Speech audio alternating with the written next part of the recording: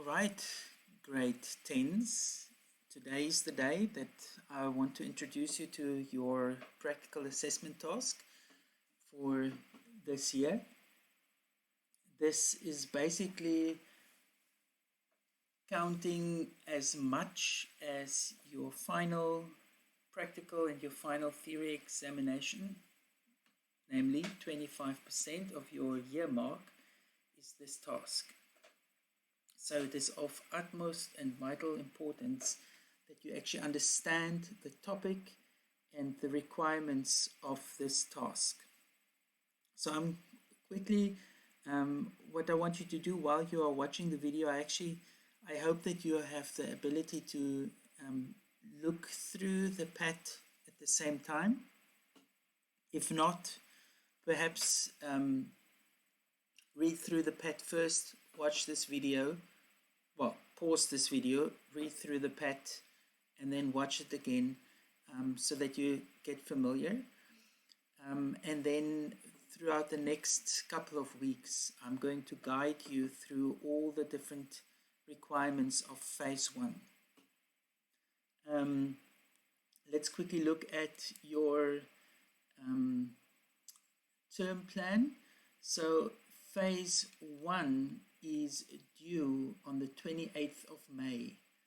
That is basically the last day of IT this term, just before the examination starts.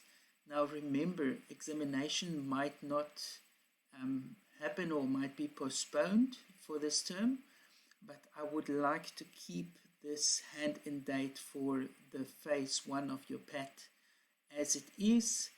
I believe the 4 weeks that I'm giving you to work on phase 1 is A, more than enough, and B, then it's done. So you will see in your PAT, if we go back, they actually give a due date, in the first phase is due in the term 3, but I am telling you it is due at the end of term 2. I believe that in the end it will relieve pressure from the end of the year. Now there's a lot of work, especially for phase 2, that you're unable to do yet because we still have to learn how to do loops and decision making, and you've only started with variables at the moment. There's a lot of components that I need to introduce you to. Those are secondary things that you're only going to work on later in your PAT. Phase 1 is a planning and research part of this task. So you have to get an idea of what you want to create and do research on similar projects that are existing already, and analyze what are you going to do different than those. And once we go to the topic, you will actually get a better idea of what is possible with this PAT. So this is the page of contents. On page 2, we're going to skip through that. You can read through what is the PAT. I've already said as much. The purpose of this PAT is fourfold: time management, thorough planning, perseverance to achieve and excel in what you set out in your plan, and presentation and marketing of your product. So you are going to learn this as if, it is a real world project. Perhaps you come up with an ingenious idea and we can create something that we can sell. Obviously, I'm going to ask some commission, but the terms and conditions we can discuss later. Right, so 2 phases. Phase 1 is what we're going to be busy with now, and phase 2 will be the actual, coding of the project. In phase 1, you will have to already create your form, which is a 2-formed project or a two screen, and I'm going to show you just now what I actually suggest you do. Instead of having two separate forms that are linked, I'm actually going to show you how to use a page control component in Delphi to create two separate screens or two separate tabs on one form. So ignore the submission dates. I've already told you the 28th of May before midnight. Right, so you have to strictly adhere to the due dates for each phase. Communication is key. Now this strictly, let's highlight this, was written there without coronavirus on the agenda. So just follow my lead in what I'm communicating to you, what you need to do. Okay, and then in the end, you will have an interview. That will be end of term 3 or so, once you've submitted your project, so that I can see whether it is really your code that you are submitting. Okay, mark allocations. You can see that 40 out of the 90 marks is phase 1. So if you complete, and I'm convinced that it is possible to get full 40 marks for phase 1. It's actually possible to get full 32 marks for phase 2 as well. And then, your interview and the final impression and the type of coding that you use, it's possible to get 18. So it is so possible to get 100% for your PAT, which is, again, so important. Because you practice your coding, and it will help you with your practical exams, but it is also counting so much. So to make sure that you pass IT for this year. Okay, it's compulsory, blah, blah, blah, blah, blah. We're going to skip through that. Okay, here, the topic, the one thing that you've been waiting for, and I suspect that one or two of you have actually read through this document already because it's on my ebooks. So the topic is encryption and decryption. Encryption meaning that you take a text and you change it so that you cannot read it anymore until you decrypt it, which changes it back to something that can be read. Now, we talk about ciphers or code, to encode and decode messages. Spies would encrypt their messages so that, the enemy can't read the messages. Or, WhatsApp says this message has been encrypted, so that if somebody intercepts messages that they can't read it. Online banking, online, shops. A lot of websites need encryption so that criminals cannot just intercept your messages or transactions.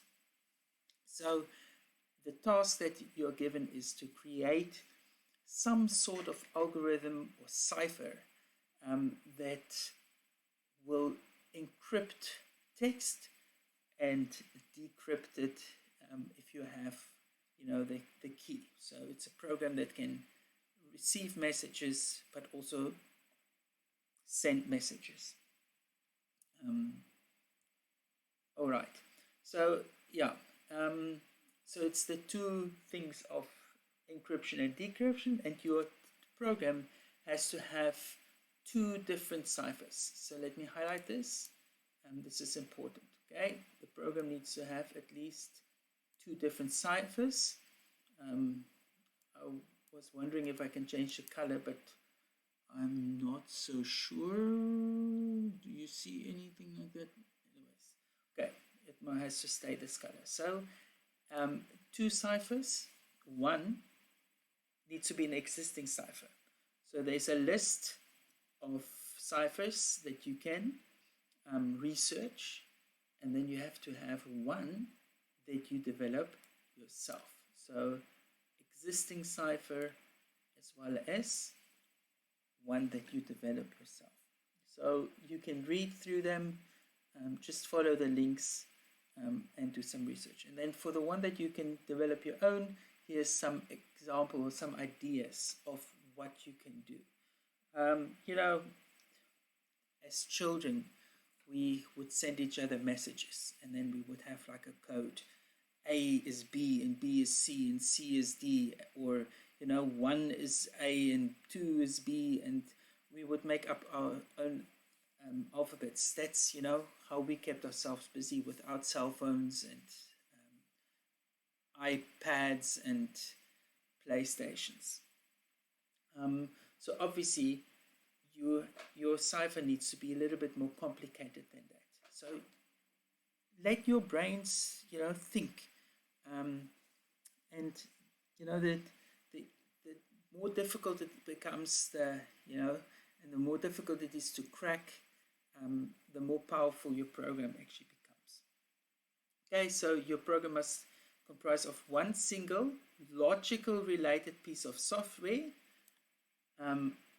one single program, but two forms. Okay, what do you need? You need Delphi. You need some form of word processing software. It doesn't have to be necessarily Word.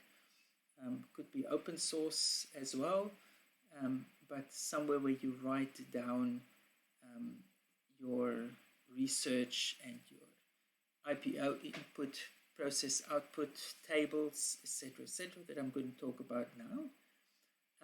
Malpractice, do I really have to talk about that? Because humors are all filled with integrity and honesty.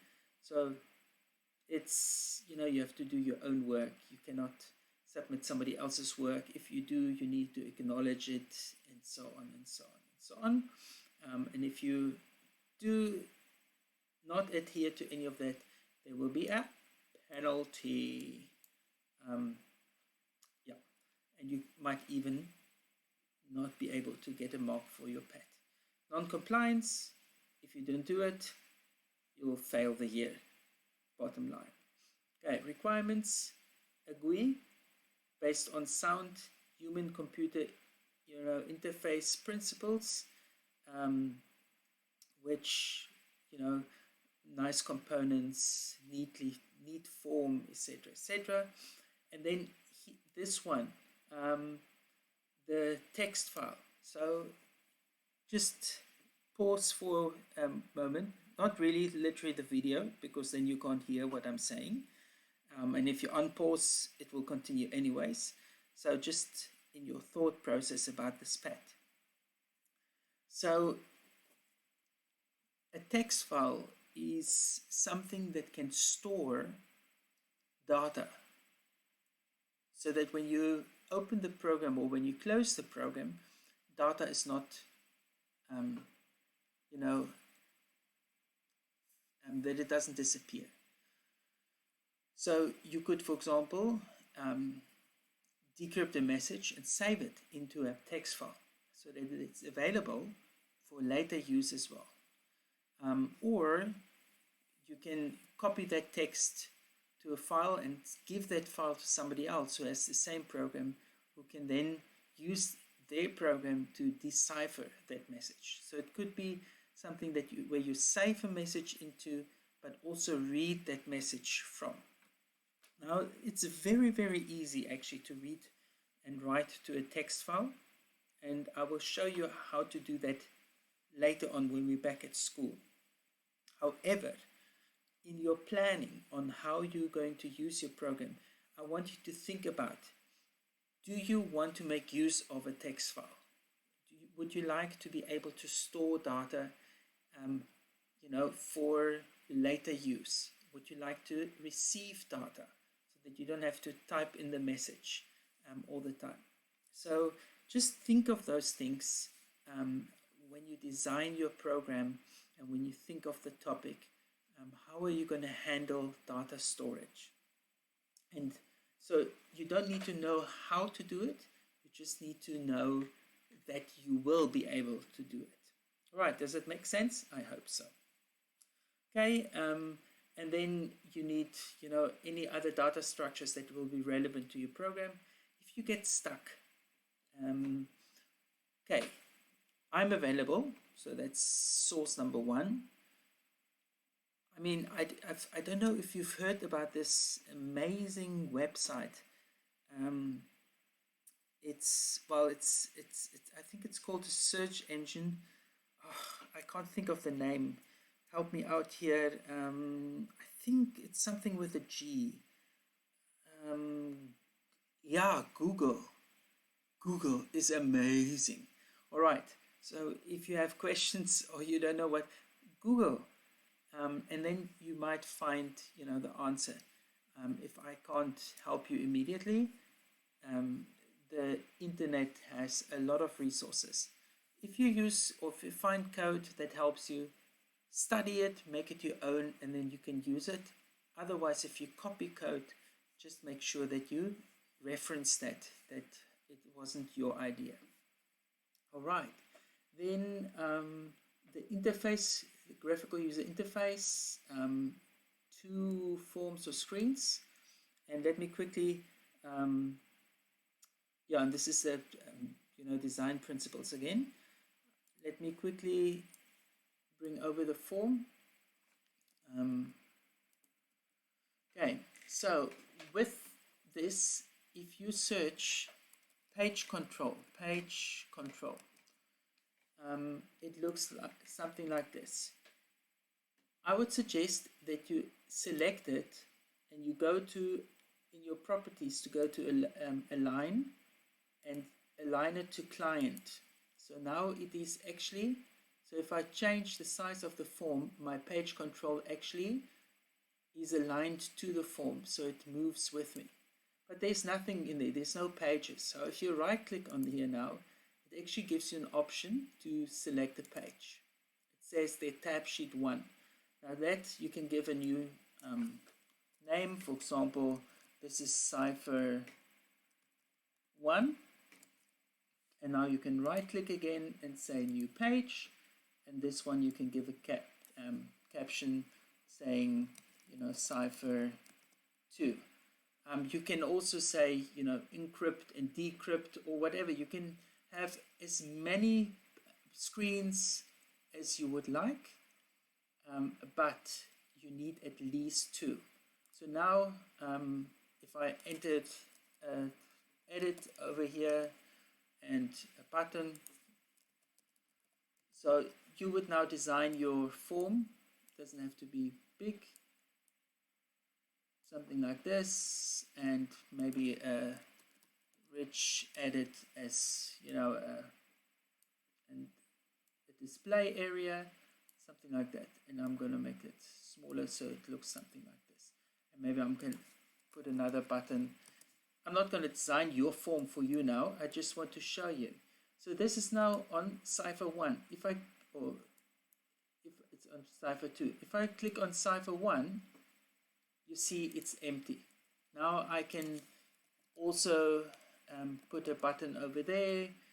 This is now button 3, and a spin edit or spin button. So whatever controls maybe a shape as well. There we go. Whatever you want to put on there, and then you have 2 screens that are linked, and then you could, for example, have a button that this is now there. You can, for example, call this one home, or let's say cipher 1. And then when you click on there, so we haven't named our things yet. So let's name our page control PGC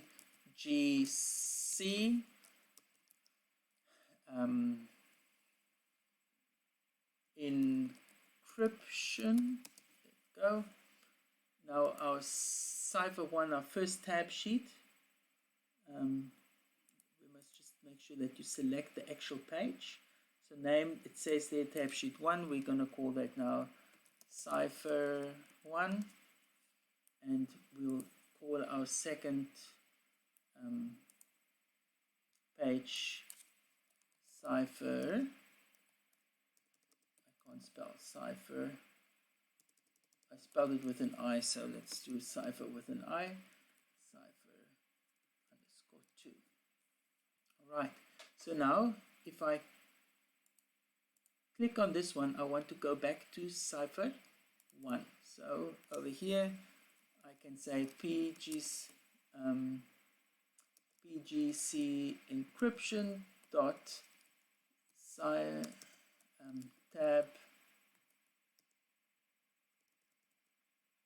encryption. Wait, sorry. Cipher 2. No, 1. Dot active show. Somewhat just like that. Oh my word, this has been way too long for me as well. Okay, dot show. If I would run my program now, now obviously I'm going to bring it over. Obviously I could just click on the tab, but if I have now a button, you see it jumps now to my other cipher. So this is how you can navigate. Again, design your program, your interface first, and then later on in term 3, we're actually going to do all the coding, and then I'm going to be right there, physically there, helping you to achieve all of this. Alright, so I'm going to close this. We're not going to save it, so it's all going to be lost. Perfect. Okay, text files, we already talked about this, and here's your instructions for phase 1 now. So, your first task is going to be to write about a 160 word description of your task, of what you need to do. So, and it has to show that you understand the needs of the task, that whatever you choose to do, that your solution will solve the needs of the task, and then provide a simple brief description of the scope of the project, like what do you need to do, etc., etc. User requirements, who's your target audience, who is going to use the program, is it only a user, or do you have an admin? Different level of encryptions, etc., etc. And these different users might have different needs. What access they have. You could have a login screen that determines of what functionality of the program your user can have and whatnot. Your flow diagram through, because you have 2 different screens or 3 or 4.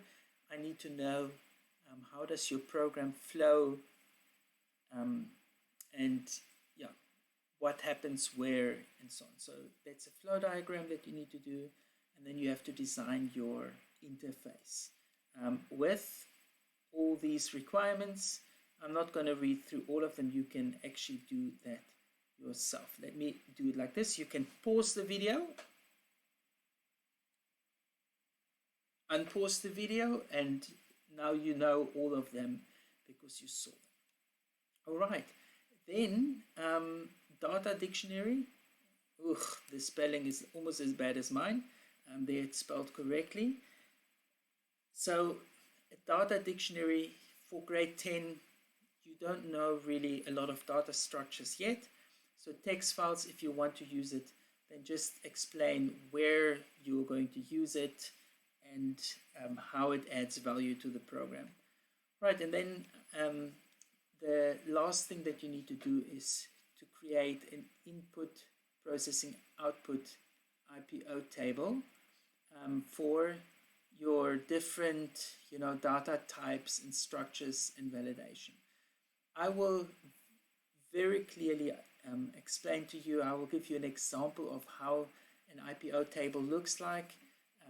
But again, we have 4 weeks to complete this task. So important for me is that you do not panic when doing this task. I know some of you are already panicking, so stop it. Right. Yeah, and then you have to hand in a clear description of the chosen topic, all those things that I've just discussed. And I'm going to stop right here. So for the remainder of today's period, I just want you to really familiarize yourself with the topic, brainstorm some ideas, and then if you want to, you can start with, thinking about writing up, your task definition. But I would go very slow with this. Maybe for today, just, research some of these ciphers that are existing and try to think about what you can do. And then I'm available for questions. But yeah, that is basically what I would like you to do today.